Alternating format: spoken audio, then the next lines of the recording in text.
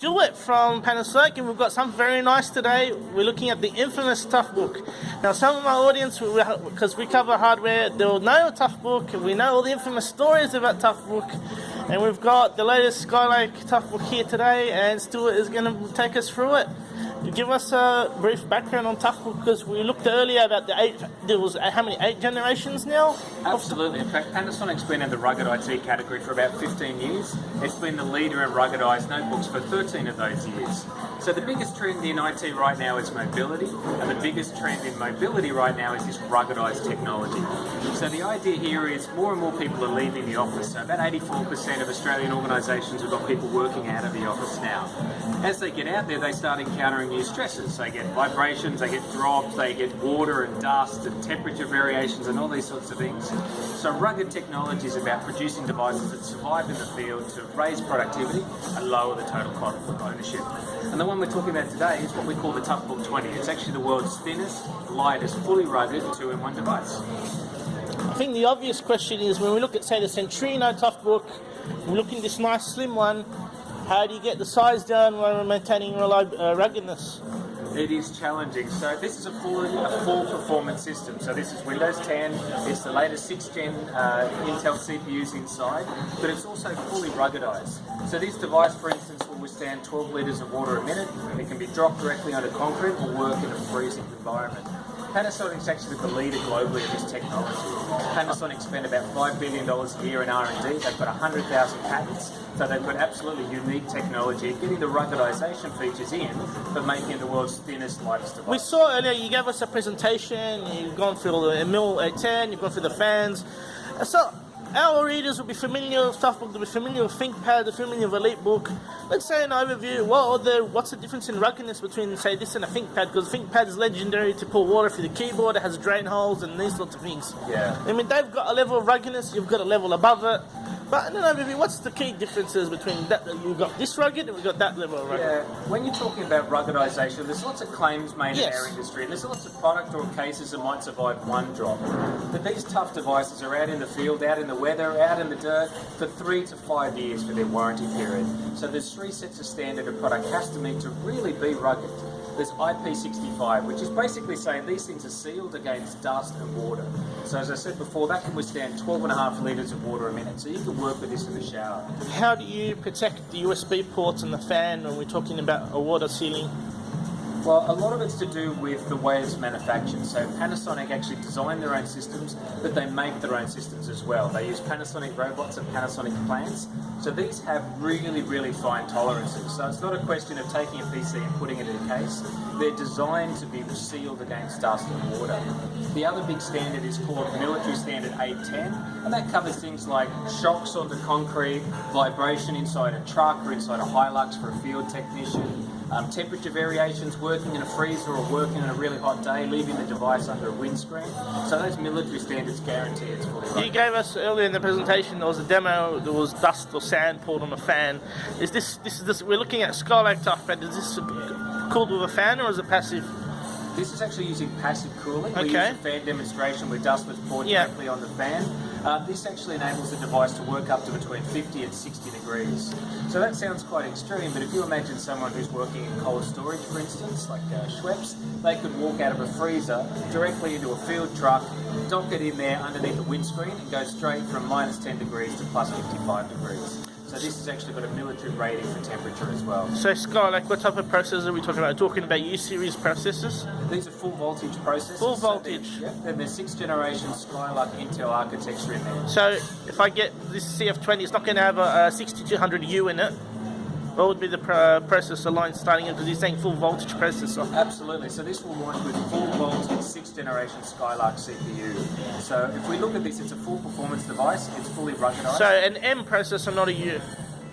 They're a full M processor, absolutely. Full M not processor. Low voltage. I/O, are you pairing in that to enable the rugged, so memory, storage, obviously I think we're going with solid state now, I think in terms of, because that's an important thing for rugged. So how's Toughbook approaching these new I/O technologies in terms of the Skylake generation Toughbook? Yeah, well, I guess what's also important is these are fully configurable devices. So we can configure these at a factory level, or we've actually got a local configuration centre in Sydney, and we've got a national team of engineers So different users will configure different CPU, memory and hard drive options, but you can also do things like add 4G if you want to connect back to head office. You can add GPS if you want to record where you are in your data, or you can change a whole bunch of different kits. So this example I'm showing has actually got one of our gadgets on the back, which is a fully ruggedized smart card port. But we've got other examples here today that might have extra serial ports, extra USB ports, barcode readers, or magnetic card readers, for example. That's interesting you're talking about connectivity.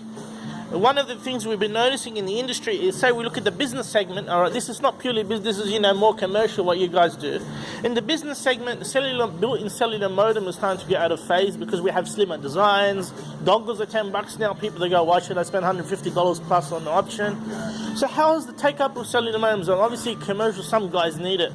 Would you say, in terms of Toughbook, because now we're on a new generation, you shipping more of these with cellular modems or less, or is it more of the same? Definitely more over time. So what we're finding, when people first start taking their computers out of the office and into the field, a lot of times they do it with consumer devices, and they find that they're just not designed to connect outside of urban centres. So if you imagine the police, the fire brigade, or the ambulance services, for example, it's absolutely critical that they always connect. We have our own anechoic testing chamber, we have our own antenna technology, we're a leader in that space. So these are designed to connect better in more places more often. So it's why they're trusted by the emergency services, for example. We find that more than half are going out with 4G connectivity today. Half? Okay. So that's across all Toughbooks? Yeah, that's across all our Toughbooks and across our ToughPads as well. Tough. Okay. So on this model, let's go over the I/O ports and all the physical features on this device. Yeah, certainly. So inside we've got 6th generation Intel CPU. It's a Windows 10 operating system.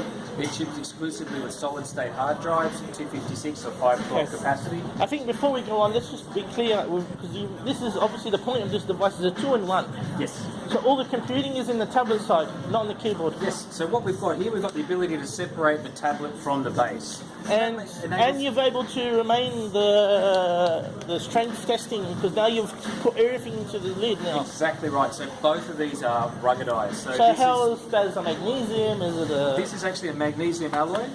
So that's designed. And it's braced, so you can put the... Okay. Exactly right. So it's to do with the magnesium alloy. It's to do with the way it's mounted, and it's to do with all the flexible materials. Because I think most people doesn't necessarily have to be those in the tech, or if they look at a laptop, the lid is 90% consumer and some business. The lid is very flexible. Yeah.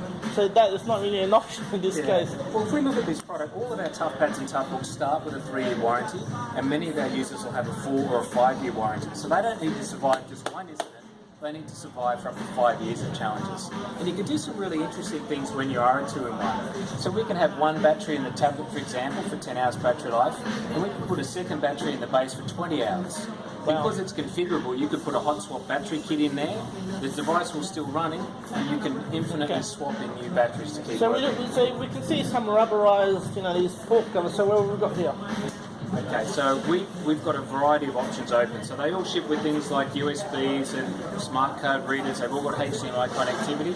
But these ports are actually configurable. So if you're a user that still uses serial port connectors, we can do that. Okay, so by configurable, let's just be clear, you mean from a factory point of view? We've got exclusive models we make in the factory, but we also have a local configuration center. So there would be there would be a daughter card with a ZIF connector, for example, and in the factory you can just change the modules. Exactly right. So there's different configurable kits. So you might want 2 LAN ports, you might want 2 USBs or 2 And from that, does that mean the user can repair and service them by buying those modules as spare parts? And say they broke the jack or something. And I know it's rugged, but let's bear with me for a second.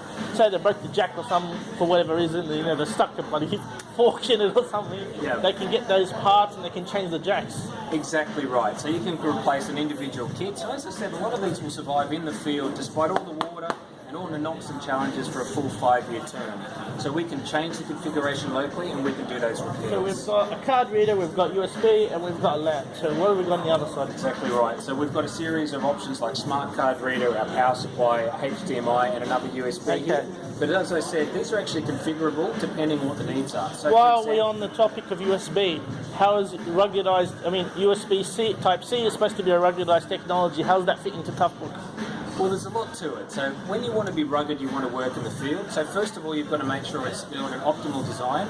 So you've got long battery life, and that's one of the things that's an advantage for Panasonic. The second thing is we want to be able to connect to a wide range of devices. So in the local car workshop, for example, if you've got a VW or a lot of European cars, they've actually got a different connector called a Fisher connector. So we'll be able to configure this product with the different types of ports and connectors that different industries will use. So you don't see Type-C at the moment for this generation really a priority, maybe down the next generation or one after, by that time you would put a Type-C on this device? Well, this has got a 3.0 USB connection speed, which is really what people require. So if you think about telecommunications, miners, police, fire, ambulance, that's the kind of speed that they're expecting. So yeah, so we've gone over the ISO. This is obviously this is a spill-proof keyboard. Absolutely. So just looking at an Now, example. hang on, people. I think I'll do this. Excellent. Now go for it. Now what's important here, if it's not just water onto the screen or the keyboard, you can aim directly at any of these ports. I'll try not to let you do it. No, that's absolutely fine. In fact, you can wear to the connections where we've got the technologies meet, where the tablet meets the keyboard It's not. base. No, hang on. Now, to be ruggedized and to be military certified, that will actually displace that water and we'll get normal connection performance. So you can see here I've got water on the screen, but I've got full functionality. This can actually work outdoors. That's a fully daylight readable screen because it's got minimum. That's interesting to me. I mean, we've got it hard enough with phones as it is. They can't work it out. You know, we've got so many display technologies with phones. They can't work it out, but you claim you've worked it out. Absolutely. Look, consumer technology can be really frustrating in direct sunlight. If you ever tried to use an Apple product in direct sunlight, for example, it's very important that this is designed to maintain battery life and be fully serviceable in the field and be daylight readable. But there's more. You can, for instance, this has now got water on the screen, but that will still have touchscreen functionality. It will know a stylus or a finger versus a water drop. Or for example, if I'm in operating machinery or if I'm in a freezer and I'm wearing gloves, I can still have full touchscreen functionality with those gloves on. So what makes a tough book? So what's the key element of tough book? Is it putting seals in the laptop? Is it what's the key? So these products actually go through 500 tests before they leave the line because it's not about average failure rates or paperwork. Every single tough device has to leave the production line to be able to live for 3 to 5 years in the field. And you imagine how tough the requirements are for explosive environments in the mining sector, the police, the fire brigade or the ambulance services who are traditional users. They're all fully rugged. When we say fully rugged, that means they meet real global tested standards like IP65, which means 12 litres of water a minute on them. They're also completely configurable. You can change all the bases we've discussed to have 4G, GPS or different ports. And they've got all the benefits of a hybrid design. So you can operate with a 960 gram tablet or together as a traditional PC. So for Skylake, you're only going to have CF20 converter. We're not going to have, for example, clamshell and others. How does it work in terms of tough book roadmap? We've got a full range of tough books and tough pads. So the FZG1 is the world's thinnest, lightest, fully rugged tablet. That's our best-selling line in Australia today. Tablet. So what's the operating system on this device? There'll be Windows 10 as we move forward into the Windows era. We'll be seeing the end of Windows 7 and Windows 8 for a lot of users over the next 6 months. This really has the advantages of that tablet device, but also our PC family. So this will replace other models like CF19. So probably the last time you turned on a light switch, the energy provider was using a traditional Panasonic CF19 tough book device. So, Stuart, I think because this is a quite unique device, we have to end this video in a unique way. What suggestions do you have? Well, look, there's nothing like showing, not telling. So here I've got the screen open, I've got it all activated, I'm on a concrete surface. And I've got the level of protection Can you do it again? for a fully ruggedized device. Can you do it again? Do it again or stand on it or do something? Certainly, so that's fully ruggedized device. It's actually rated for 100 kilograms. Oh, and you're standing on the keyboard. Now that's something different. Yeah. Your competitor has done this demo for us before, but when they stand on it, they close the lid. Oh, right. No, you can see here, to be a military standard, that has to be survivable in the field. It's not only going to fall closed, so it has to pass the military test from every face, edge, and angle. I think to finish off, I would like to talk about that. We cover PC hardware, and these days, motherboards and these sorts of, circuit board level stuff, a lot of the vendors, they're claiming they pass MIL standard 810G, and we've looked into this and we've written some articles on this. it's more of a standard, testing regime more than actually meeting military standards. And some of our readers who have looked into it, and some of the people in the industry who buy these devices that have looked into it, don't you think saying, we have 810G as well, doesn't that like lower expectations a bit? No. If you said, for example, okay, we've submitted this design, and the Department of Defense has passed all their testing, that would be a bit high expectation. Like I can make a list right now, say 50 companies all boasting they have IP65, IPX. This phone we're recording the video now is also, they've made the same claims about this phone. Yeah. And 810G, there's all these different video cards and motherboards that claim, 50,000 hours, we've done the vibration testing on the transistors and all that. Yeah. So just, this is an industry respected product, and for you to mass market, now it's a mass market term. Maybe not 10 years ago, 5 years ago, it's a bit, Yeah. Well, what's different here is all of our products ship with a minimum 3-year warranty. Yeah. Many of them will have a 4 or a 5-year protection warranty. So these aren't engineered to survive a single drop onto concrete. Imagine how important it is for a fire brigade unit to be able to research the fire en route. They might get out to the fire, they'll be tossed around, it often goes in their backpack and gets smashed in the truck going back in. They're not engineered to pass one test once.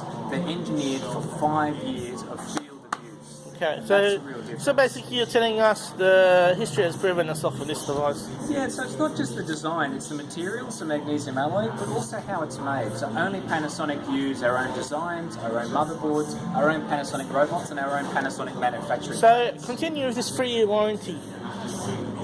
This is a user service device, or does it have to go back to Panasonic to say comes back to screen, us. motherboard, say somebody can't say buy parts, whether official, unofficial, and Absolutely change not. bits? Absolutely not. So every single part of this is protected. What if I want to change the disk drive or the RAM? Well, we're producing a product that will give you a 5-year lifespan in the field.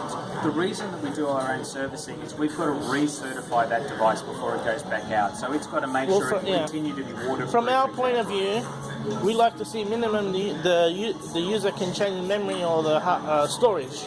Are they able to do this with the CF20? Well, we concentrate on configuring up front. So Australian businesses can choose a factory configuration, or we can custom configure that here in Sydney with our own configuration. Well, some center. users they might order 120 gig SSD, and maybe a year if they filled it, maybe they're not. Their IT administrator, they want them to put a new disk drive in, solid state disk drive. We work with people up front to identify their needs. So officially, it's a sealed device. Largely, yeah. So we've got a national engineering team in Australia, for instance. They'll sit down with users and understand what they require. The reason we do that is any change to this, we need to recertify it to make sure it's still protected against dust, protected against Okay, drops and I understand. Basically, you're saying if you provide a way for a user to upgrade it, it's going to introduce some sort of caveats, whether it's a lid, taking a lid, these sorts of panels, and that's where you... It's exactly right. So it's not just a question of what hard drive's in there, it's what will that hard drive do at minus 20 degrees or positive 60 degrees. When some of the older models, upgradable in that sort of sense. That's always been a tenet for us as a fully ruggedized device, and it really is why people like the Defence Forces and telcos and utility providers and really important mission-critical users choose Panasonic. Okay, so what are the basic specs of the CF20? When can people buy it? How much is it? Right, so it'll start with the Core i5 6th generation Skylake processor, 256 solid-state hard drive. Is that an NVMe drive? We've actually got different configuration Okay, sorry, yes. The reason we sometimes have different config options is some users who go down towards minus 20 degrees might need an actively heated hard drive. Okay, So yes, we can yes. actually configure that. Because storage temperatures for some of these devices is it's not very low.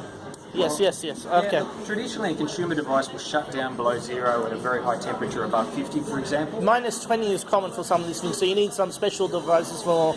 Yep. Exactly right. Yep, so Skylake M, so you said 256... 256 solid state hard Memory? drive, 8 gig of memory. 8 gig. It's got HDMI, USB, smart card reader, all the standard connections. And then whenever people choose a Toughbook 20 2-in-1 device, they can choose whether they want 4G, GPS, Okay. extra ports. All configured. And this is integrated graphics unit only. That's correct. Okay. What are some accessories common? Like, is the we've got power and we've got I/O cases and Yeah, power is a big one. So this can hook one that handle is part of it. It's not something you buy extra. No, the handle is part of it. So we Okay. talk about 6 different ways to use it. It Okay. can be a tablet that can be turned around and reversed, so you can use that as a screen, for example. It's a fully automotive dockable component. So there's a whole host of different ways that we can use this device, whether you're presenting to a group, for example, or whether you're working as an individual. Fantastic. Standing in an office, in a car, wherever it needs to be. Price and availability to store it. Right, so this will be live in Australia in late May. Its recommended retail price starts in the low fives, and this is available through multimedia technology, sector distribution, and our channel dealers nationally. Thank you very much, Stuart.